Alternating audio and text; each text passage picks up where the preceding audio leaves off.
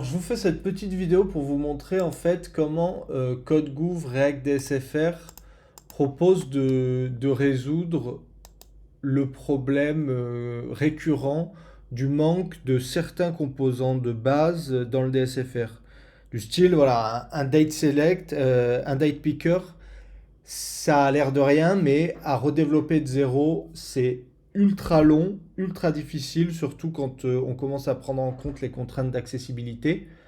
Donc, ça n'a pas de sens en fait que tout le monde les redéveloppe chacun dans son coin. Et on ne peut pas non plus attendre que le DSFR les fournisse. Donc, on fait comment? Donc, la strat qu'on a implémentée, c'est de dire, bon, dans tous les écosystèmes, la React en l'occurrence, il y a une librairie de composants communautaires open source qu'on peut utiliser où il y a tout ce qu'il faut. Le seul problème, en fait, c'est que voilà, il faut faire en sorte que ça soit au DSFR. Donc nous, avec CodeGouv, ce qu'on a fait, c'est que donc on transpile le code CSS de référence, on en crée des objets, des abstractions manipulables, et on les map sur les abstractions de MUI. Ce qui fait qu'on peut utiliser n'importe lequel des composants de base de MUI et qu'ils aient vraiment l'air de composants DSFR. Donc là, je vous montre concrètement, on parlait de multi-select. Bon, bah, je vais chercher multi-select dans la librairie de composants MUI. Multiple select, voilà. J'en prends un au hasard, voilà. Bon, ça, a priori, voilà, c'est pas mal. Comment on fait si on veut utiliser ça? Ben, moi, là, je copie le code. Là, je vais coller directement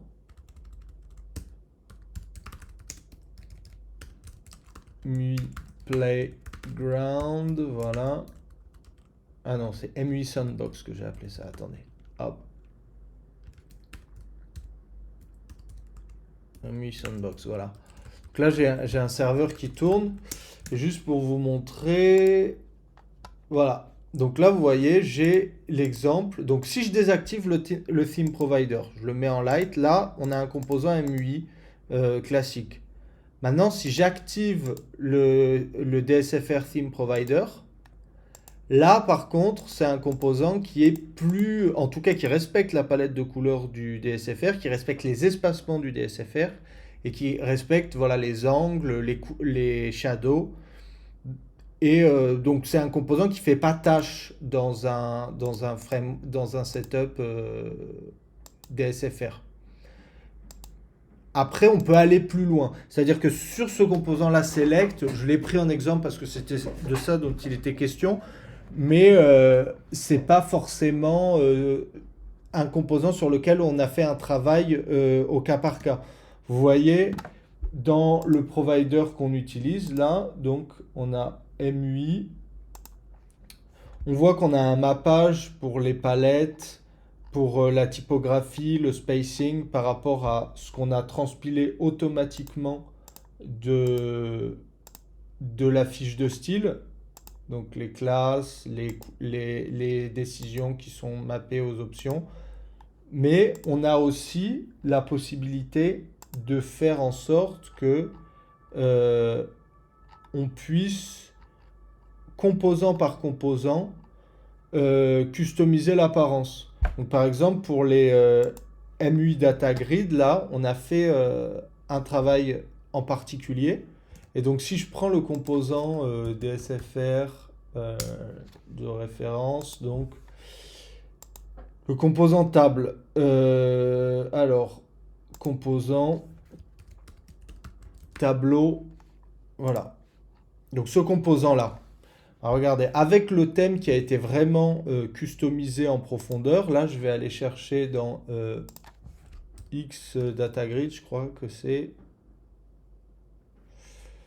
euh, X Data Grid, démo, overview, je sais pas. Voilà, bon, très bien. Je prends celui-là, donc très bien. Les Game of Thrones, parfait. Je copie le code là. MUI Sandbox, hop. Je colle directement. Juste, je vais renommer export, là c'est MUI Sandbox. Voilà. Et là, en fait, vous voyez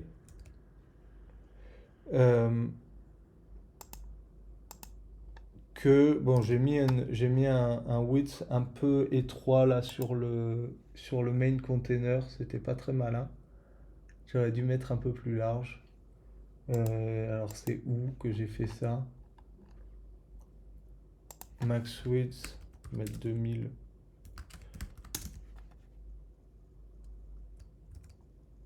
Ah non. Ah non, en fait, non, c'est MUI Sandbox. C'est lui qui a.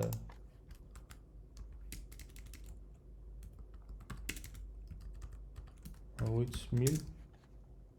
Ah voilà, c'est mieux. Donc voilà, là j'ai un composant, vous voyez, qui est...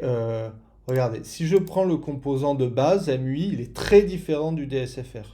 Par contre, là, si je l'adapte, ah, là déjà, ça ressemble pas mal à ce qu'on avait.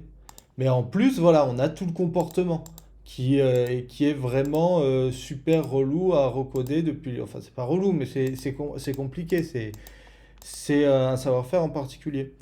Donc voilà, moi je crois vraiment que l'enjeu se joue là-dessus parce que en fait remonter des composants en upstream au DSFR à l'équipe du SIG, je pense que c'est pas ça le fera pas. Eux, ils ont leur mode de fonctionnement, ils ont leurs critères de leur process et ils fonctionnent pas en mode projet open source et tout le monde contribue un peu. Donc nous, au niveau des intégrateurs, il faut qu'on trouve des solutions de ce type-là. Et je pense, voilà, la meilleure strat, on prend ça. La librairie de référence, donc pour Angular, Angular Component Library, je suis sûr que je vais trouver...